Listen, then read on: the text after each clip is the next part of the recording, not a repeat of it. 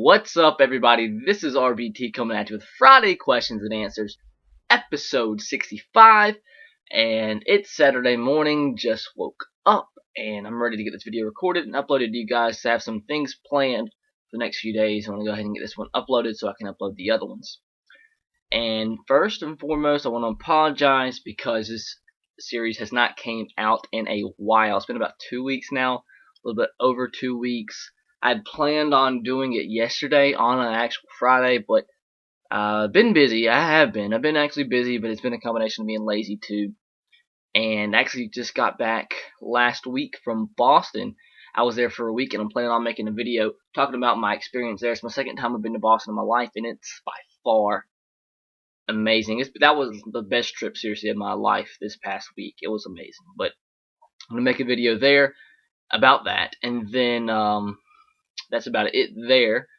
And also, another update before I get into the actual video, I have changed my Twitter and Instagram handles. I had to because I was on the flight back from Boston, and I was trying to log in Twitter via my Safari, and something happened, and it locked me out of my Twitter completely, and I had to change my handle and password.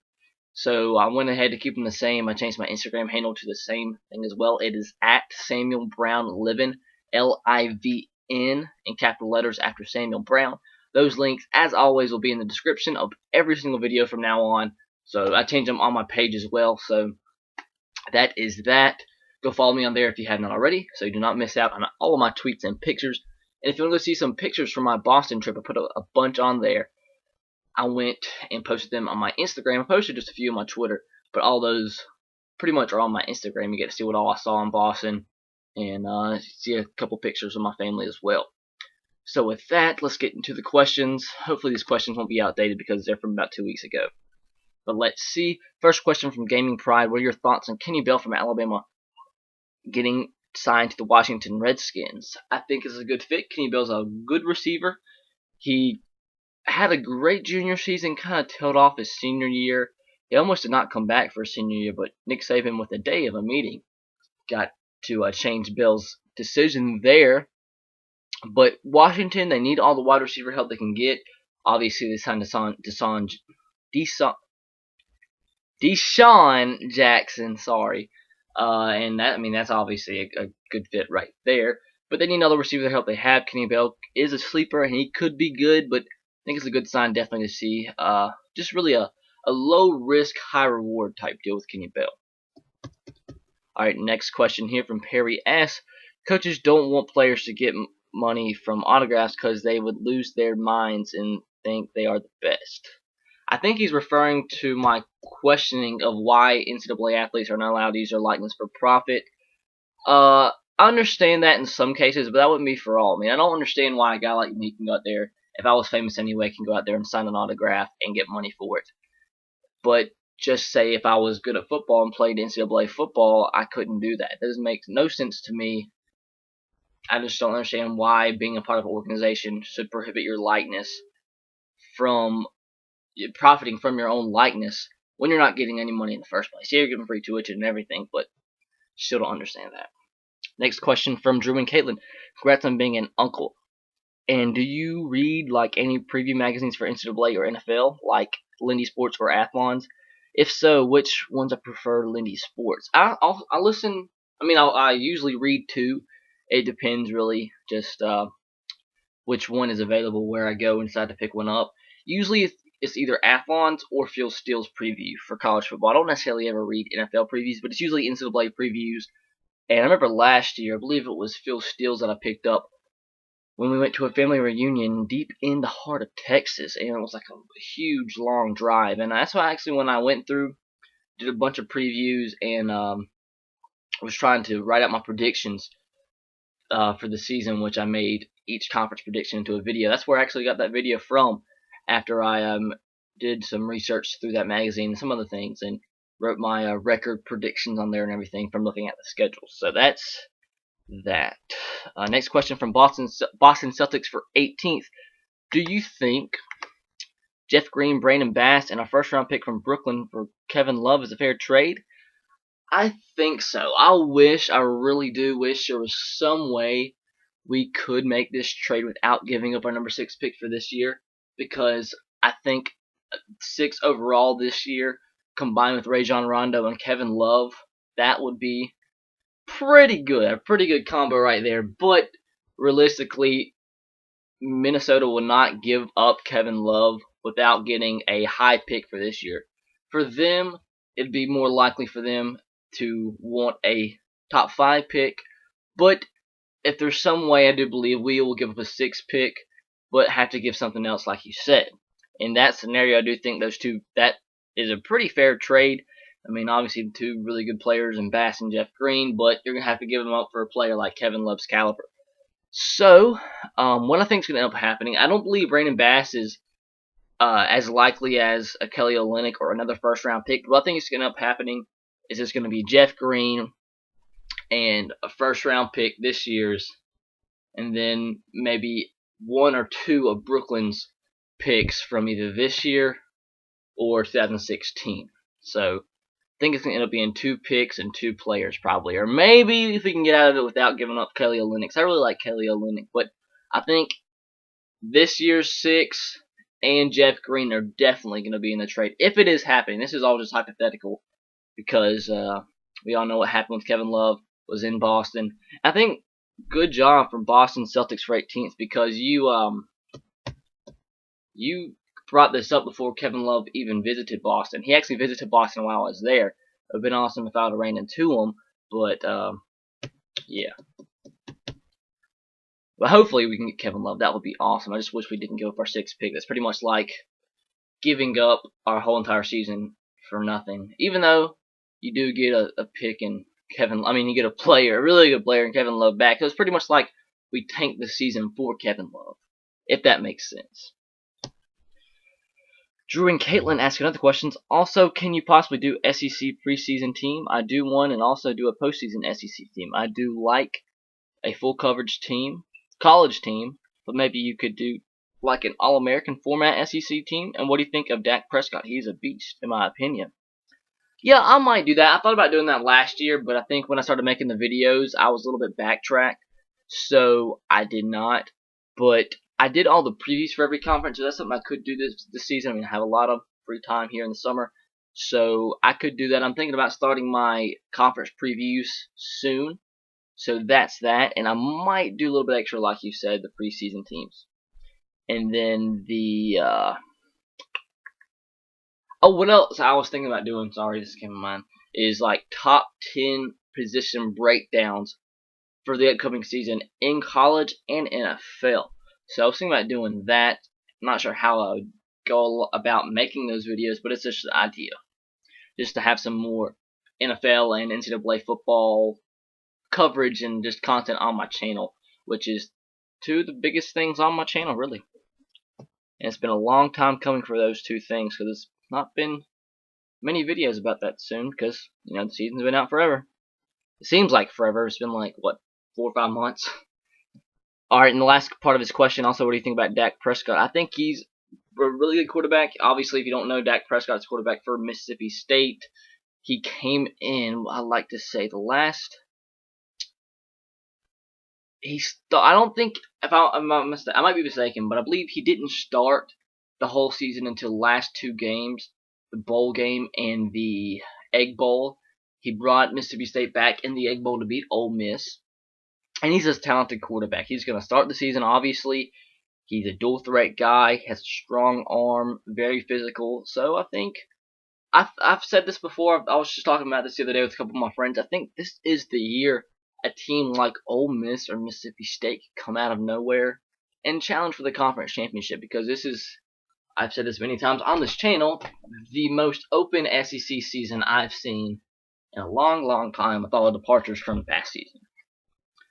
Our next question, Matt Man, the Rail fan, do you watch Duck Dynasty? I've watched it a few times. I think it's pretty funny, but I'm not a big fan. I mean, I like it. I think it's funny, but I don't watch it on a consistent basis. I've probably watched it like maybe 6 or 7 times. I'm not a big TV series fan. The only TV series that I've really gotten into is Touch and Breaking Bad. But aside from that, I'm not really a big TV fan. aside from sports, obviously. If you can ask anybody that comes over, ESPN's what's on my TV at all times. Next question from I'm a Hokie asks, do you think Logan Thomas will ever be a starting quarterback in the NFL? Also, who do you think the starting QB will be for Virginia Tech? That question, if I'm not mistaken, I think that's going to be Michael Brewer. The quarterback transfer from Texas Tech was actually very good at Texas Tech last year. But when he was hurt at the beginning of the season, and then 2 freshmen started playing very well in his absence. So they took over for him, and he really got kind of done a little bit wrong there because he can't help it. I think he got injured, right? And he's going to be solid, I think, but I think he'll be the starter for Virginia Tech this season. So I think he could be solid, and I'm not sure if it'd be better than Logan Thomas, but I think will be a lot better than just going to a guy that's never started before. So I think that's a good fit there for Virginia Tech, but he's not a dual threat by any means. And then the first part of your question, Logan Thomas ever being starting quarterback in the NFL? I don't know. It really depends, I guess, on the situation. I mean, looking at his sophomore year, Logan Thomas seemed like he's going to be a top 10 pick in the NFL draft. And he really dropped off the last 2 years, so he has the potential. He's been very good before, and he showed glimpses of greatness throughout games. I mean, he's probably, as of right now, maybe behind Cam Newton, the most physical quarterback in the NFL right now, first day he signed his contract. He's just very inaccurate, inconsistent, has a huge arm, but it's just going to take some time, development, the right coaching staff, the right fit, and he could be a starter.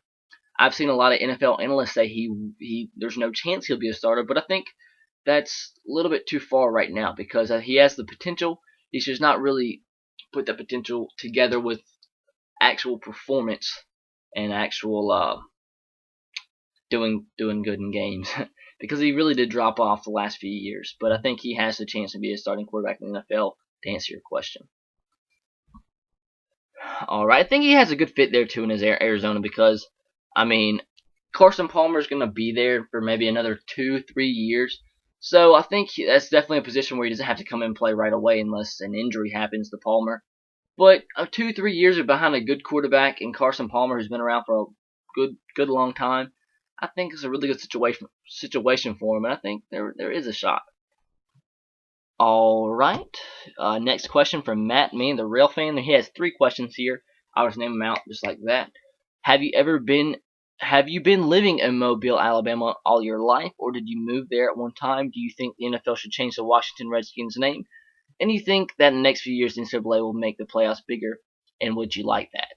Yes, I've been living in Mobile all my life. I was born here, and I have not moved once. So I've been in Mobile all my life. It's really South Mobile County that I live in, but it's still considered Mobile. Do you think the NFL should change the Washington Redskins name? No, I do not. I just don't think there's any reason to. I know the questions about their racist comments, but come on now. I mean, nobody cares. It's just the liberal media. It's a joke. And the last question, do you think the NFL should make the playoffs bigger, and do you think they will make them bigger? I think it's a chance. I mean, I think we're at a good starting point. The 4-game playoff, I think, is pretty good. And I think we'll see this for a few years. Maybe not. I'd say at least 5 years we'll see this. And I think eventually it will get bigger. Although I don't think it will ever be as big as the FCS playoffs, which I believe right now is at 16 teams. I think 8 teams is good. I think it's a good medium. You get a good amount of teams there, good variety. Maybe even a non-BCS automatic qualifier. Are they called a non-BCS automatic qualifier anymore? Because there's no BCS anymore. I don't know. But you get my point. I think 8's a good number, and I would like that. Really, really would. And I think it's a chance, but I think we see a 14 playoff for the next 5 years at least. Next question from Sports Guy 12. How do you get so popular on YouTube? Tell me how to get a channel popular. I'm not popular by any means. I have like 6,500 followers, which is the most I've ever had in my life. But if you pay attention to my videos, this is just being completely honest, I don't get a lot of views on my videos. Just uploaded from my subscribers. Like when I upload this video, the most views I think a Friday Question and Answers video has ever gotten is about 250. The most viewed video I have in this channel is like 70,000, and that's from a few years ago. It's just been a long journey here. It's been like I've been having this channel, working on this channel for about 2.5 years. I've had a multiple amount of channels get over 1,000 subscribers, but I've not really stuck with them, and I've decided to part ways with those channels. But I'm sticking with this one forever. I have over 1,000 videos, I believe now, and on average, I'd say videos just for my subscribers get about 200 views. So that's, if I'm doing the math right, that's like 1/30 of my subscribers watching my videos on a consistent basis. And I don't normally get a lot of comments. I might get like 5 tops, but on these Friday question and answers videos, obviously I get more than about 20 because people actually want to ask questions. But I don't know why the reason is that I get not that many views from subscribers. I wish I could up that number, and hopefully one day I will. That's why I keep working on my channel, working on my videos, trying to grow bigger, and I have a lot of plans for this channel, and hopefully one day I could consider myself successful on here and a bigger channel and a popular channel. But as of right now, I do not consider that as all. But if you do consider my channel popular, as I think you do from your comment, the only advice I have to you is I'd say stick to it. You gain subscribers over time. Enjoy what you do, because I found myself over a couple periods of times here making videos that I didn't enjoy, and it's made them harder and harder to make, and didn't get motivation to do so. And you gotta find a way to keep motivation going here making videos, so you don't stop and get tired of it. Because you gotta be, if you want to be successful, you gotta make them on a consistent basis, have fun doing it, and produce quality content. You're not gonna produce quality content if you're not enjoying what you're doing. Next question. Josh Dean says, when I giving away MUT cards? Not sure what that means. So ask that question again, and I'll answer it next week. I don't know what that means. Next question from Adam Chambers. Would you like to see Zach Mettenberger start over Jake Locker? I mean, not necessarily, but I mean, if he's going to be better than Jake Locker, heck yeah. I mean, I want to have a successful team. I want to go far. I want us to make the playoffs for the first time since 2008. Although I'm not sure if this team has the talent to do so. We did not make the moves that needed to be made. I think that we made the worst 11th pick I've ever seen in my life. I mean, who picks an offensive tackle at number 11 that's not even going to start year one? That makes no sense to me. But that's a video for another time. I think if we could make a better choice at 11, we possibly could be a playoff team. Because I still think we're almost there. But we were almost there last year. We were almost there the year before, or almost there the year before that. But we never made the changes that needed to be made to get there. So even with the easiest schedule that we have right now this season, I think we have the second easiest schedule in the NFL. I still don't think we're going to be a playoff team, maybe a 6-win team. So to answer your question, if he gives us more wins, yes, start him over Jake Locker. But we just have to see how he is, because he was really a one-year wonder at LSU. He was pretty bad at LSU his junior season up until the Alabama game when he went off, and ever since then he was a pretty solid quarterback. But we just have to see how he'll develop, and see if he'll be the quarterback of the future. We'll just have to see. Next question from Gaming Pride. He says, I didn't think I deleted the trade on my last question. Sorry about that. But anyways, I was at the 8A game, and I noticed Cooper Bateman did pretty good. What do you see for the future at Alabama? Hopefully what I see is that Jacob Coker has a good season this year and stays another year. So that'll give everybody else on the team at the quarterback position 2 years of development. And I think at that point we'll have a good glimpse into the future of what quarterback has developed and will be solid. Because I think Jacob Coker right now is the best quarterback on the team. Even though I believe Blake Sims is very solid, I believe Jacob Coker will be the starter, although I do think we see Blake Sims play a little bit in similar packages because he's stuck around for a long time. He's put in a ton of work. He's still continuing to put in a ton of work. So he's been committed to the team, committed to the process. So I think it's in the team's best interest to actually give Blake Sims some playing time. But that's also a video for another time. But like I said, I think after 2 years of Jacob Coker hopefully starting, we'll have somebody that's ready to take over. Whether he's on the team now, he's going to commit, he's already committed. We'll just have to see. But I think after 2 years, we'll have somebody there with the talent that we have on the team now. I think we'll have somebody. Whether it be Cooper Bateman Alec Morris, or somebody else is committing in the near future. David Cornwell. Let's see. Jenner Cook asked Aaron Murray went before AJ McCarron, and the Browns actually wanted Aaron Murray. Huh.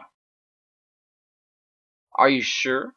That's a new one to me. Browns got Johnny Manziel, so I'm not sure why they would want Aaron Murray, but I don't know. The Aaron Murray was picked by, who was Aaron Murray picked by? The Chiefs. He was picked by the Chiefs, and AJ McCarron was picked by the Bengals. So that's odd to me. I did not know that. Jack Moore asked, "Are you a fan of roller coasters?" Yeah, I am. I love roller coasters. I used to be kind of scared of the ones that went upside down, but now they're awesome. Love them. If you've ever been to Six Flags in Atlanta, my favorite ride ever since I've been a little kid, I know it's not the best ride there, it's kind of old school, is the American Scream Machine. I've loved that when I was like 5 years old, and every time I go back I have to ride it because it's never a big line, but it's an awesome roller coaster. Next question from Matt Man, the Real Fan. I know this is a Q&A, but I thought this story was interesting to share. If you like it, I'll tell more stories. Anyhow, in 2008, I was a part of the Big Al Kids Club and went to Bryant-Denny Stadium on a bye week and got to go on the field and run with my football I brought and go into the locker rooms. And when I was leaving, I looked back and saw someone in the closing room beside one of the gates, and I looked, and we both made eye contact. I want to believe it was John Parker Wilson. That's a cool story. I never been able to go on the field, although I shared my story with you guys about the A-Day game that I got to go back with the players in their little dinner after the game. Don't know how I did so. I got to meet AJ, CJ Mosley, a bunch of other players. And that's a cool story. I wish one day I could go on the field because that'd be pretty cool. Next question from Eggs Auburn. Auburn didn't have more than one loss of those seasons. In any of those seasons. I think this was referring to a question a few weeks ago talking about them claiming the national championships that they did. I can't remember how long it was. A month ago they ended up claiming a few, but 13 was undefeated. 83 one loss to number 4 Texas, who lost their bowl game. 93 was undefeated, but we were on probation. I understand 13, 83, but if they claim these in the media guide or the website, I don't have a problem with it. They put up banners. I do have a problem with it. It just makes it look stupid. Alright, I wasn't sure on those other 3 years, so it was just informing me. I don't believe 13, I understand. If a season is undefeated, honestly, I can see it if it's before the BCS era, so I can see it. But then 83, I would say, is questionable because you lost to a team who lost their bowl game, so that's kind of questionable to me. But the other ones undefeated, I can understand to a point. About 5 more questions to go. 3 from DJ Hayes, and I'll list them out just like that. DJ Hayes says, best thing out of Alabama besides sports. Most bizarre thing you've seen in a football game, and hottest you've been, coldest you've been. What's better, steak or Chipotle burritos? Hold on. One of the DJ Hayes' questions says, what do you think about Kenny Bell getting signed to... Whoa! DJ Hayes and Gaming Pride asked the same exact question. I just now noticed that, so I'm not going to go over that question as well about the Kenny Bell getting signed to the Redskins. Whoa. Okay. Something just happened. His question says Kenny Bell from Nebraska, not Alabama, is getting signed to Washington.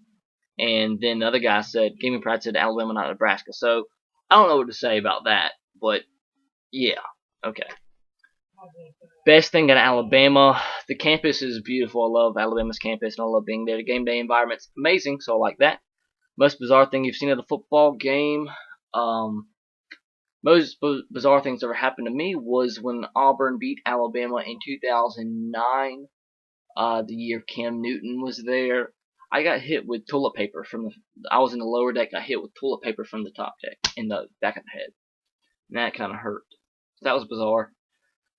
Hottest you've ever been would have to be last year's Georgia State game we went to.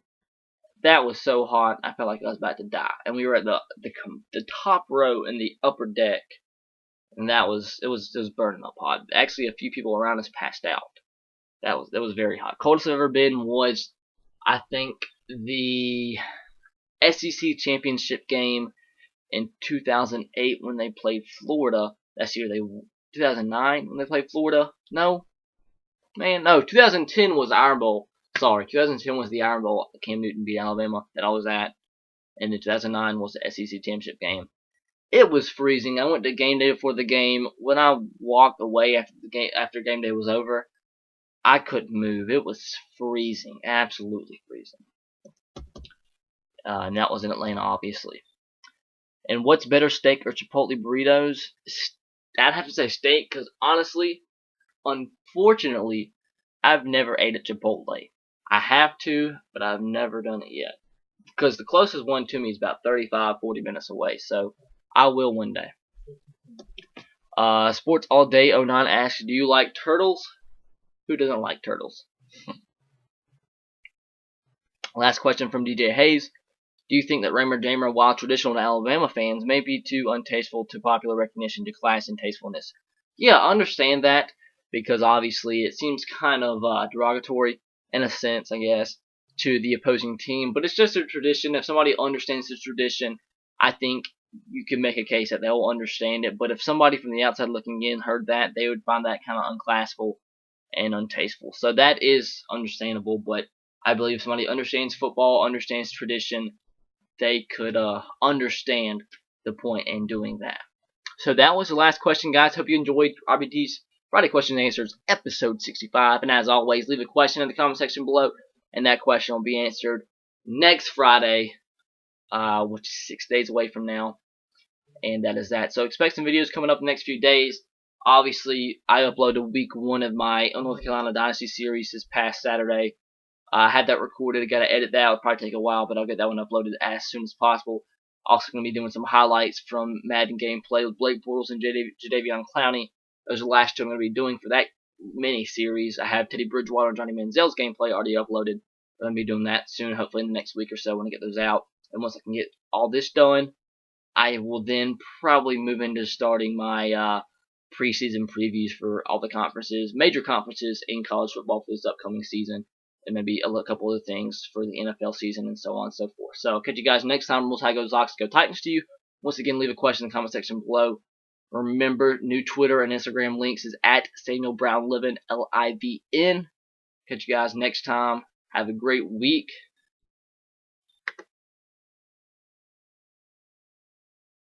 Peace.